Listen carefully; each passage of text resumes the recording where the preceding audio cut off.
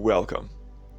This is Doron Lazarus with Jewish Insights, and I want to share with you a special meditation made for the fast of the 10th of Teves.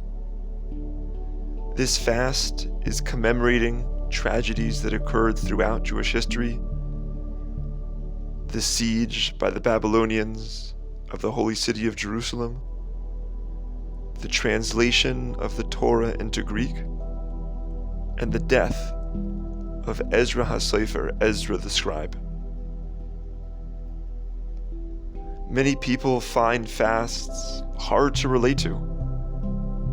They can make us cranky, irritable, not really feeling the connection and the meaning that the fast is supposed to accomplish.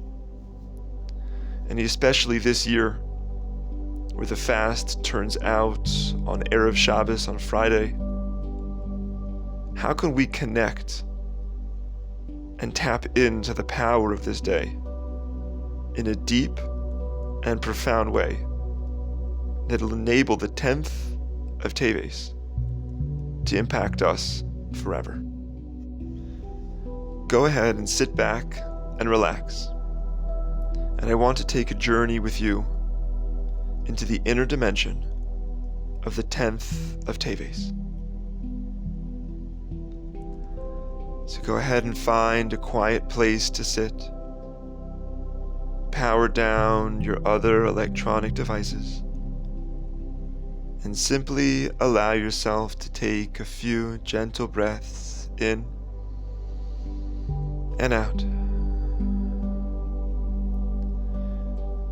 And as you do, you can allow any stress or tension that you're holding on to in your body to simply melt away, allowing you to feel totally safe and secure and relaxed.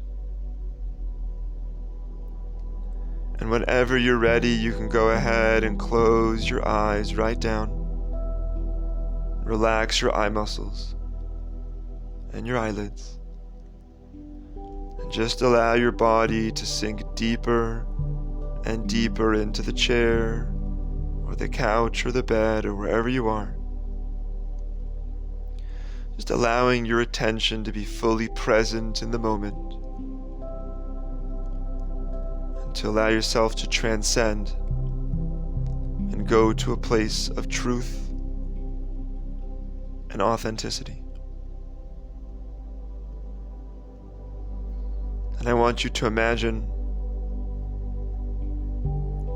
that you're walking along a path in the desert,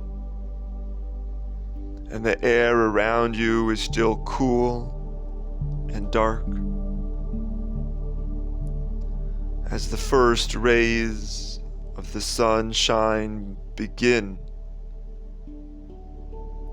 to peer through the horizon ahead. And as you make your way up in the ascent of the desert hills, you can see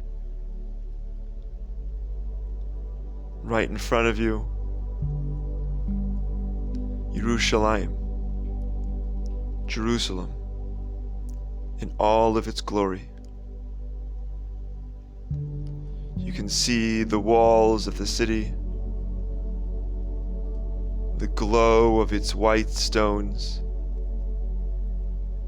the aura of its sanctity and power. And in its central location, the Beis HaMikdash, the Holy Temple. And as you look towards there, you almost feel a shudder, as you've never seen a place or a building so beautiful, so radiant and magnificent in all of its glory.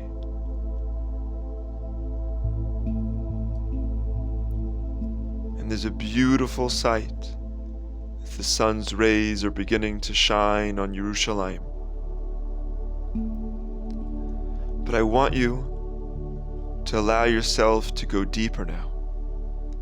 And I want you to stop seeing through your eyes, even though your eyes are closed, but not as a visual picture. To start seeing through your soul. I want you to train yourself to go down to that root level, that place, that indestructible, divine essence of who you are. And I want you not to see, but perceive Yerushalayim in front of you. I want you to perceive that even beyond the beautiful city is the divine presence, the Shekhinah, Kedusha v'Tahara, sanctity and purity, a place that transcends space and time, a place that glows with the incandescent radiance of the divine light. And I want you to almost imagine that you're switching back and forth these views.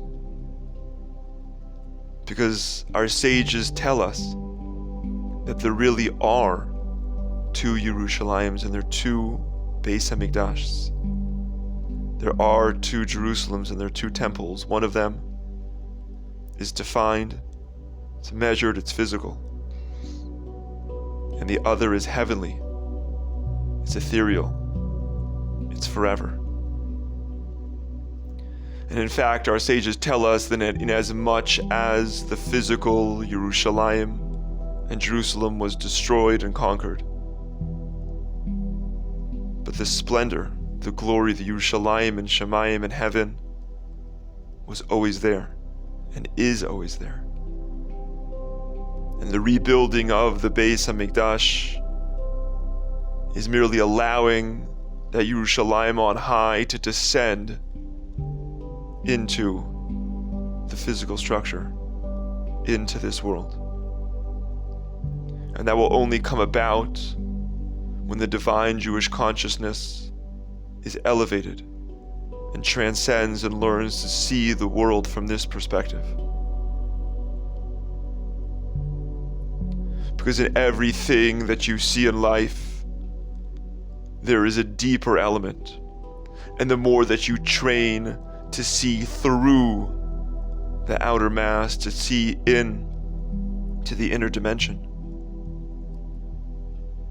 the more that you will be able to tap into that light and that power and that higher level of consciousness to a place of peace, to a place of love, to a place of oneness.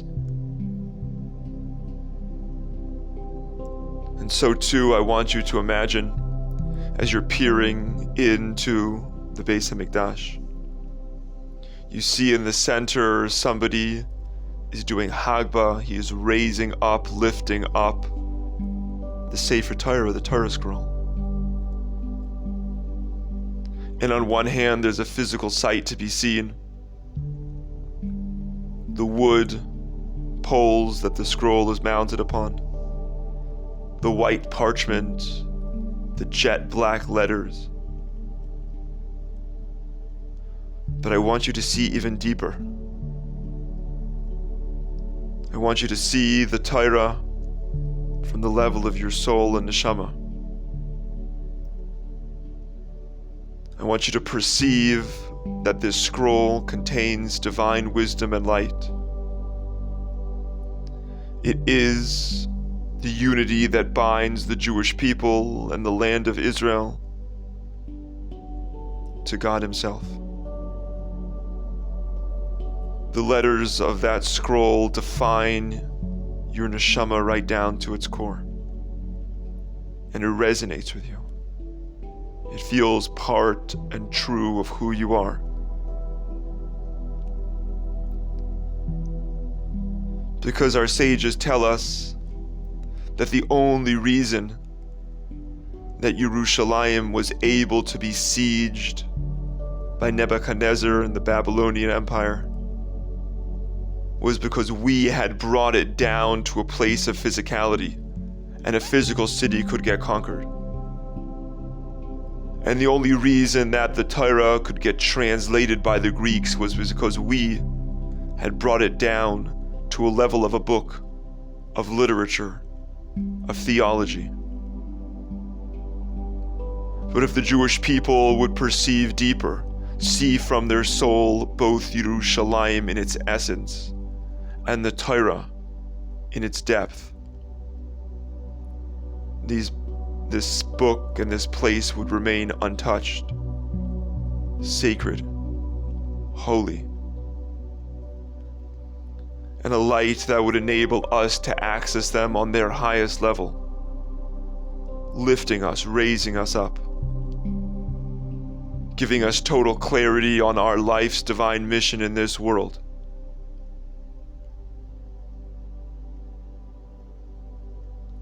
And the truth be told, I want you to turn around. Imagine yourself turning around there.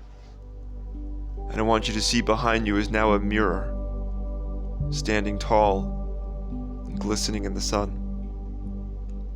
And I want you to imagine looking at yourself in the same light.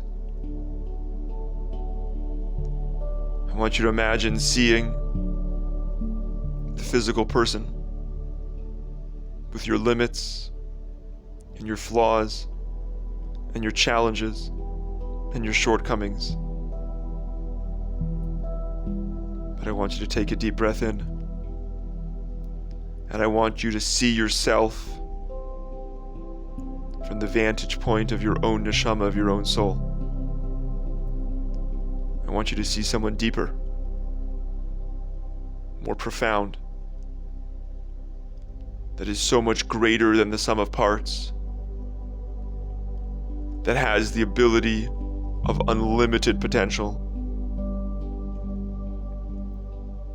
I want you to see your godless, your greatness. I want you to see yourself as if from the eyes of God, who sees all of you, the true you, the divine essence and that spark that is pushing higher and climbing forward without any limitation. Because when we start to look for the world from this perspective of das, of higher knowledge and perception, and we start looking at ourselves, we enable a whole new picture and a whole new light. And on this day, as we are fasting, although the fast can feel physically challenging, I want you to feel that even within those hunger pangs and that coffee lack, that deep within that we are reminding ourselves that we are beyond a body. We transcend the body.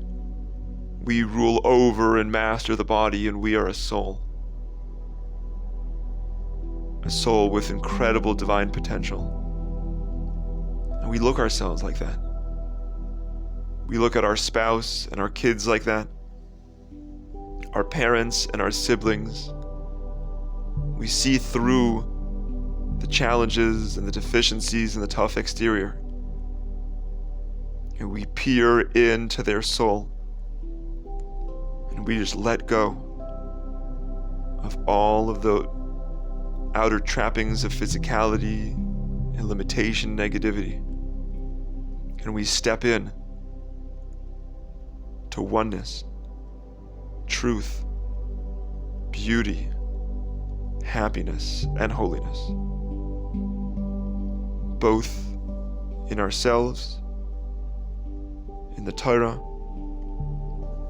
and in Yerushalayim, Ir HaKodesh. It should be rebuilt soon in our days.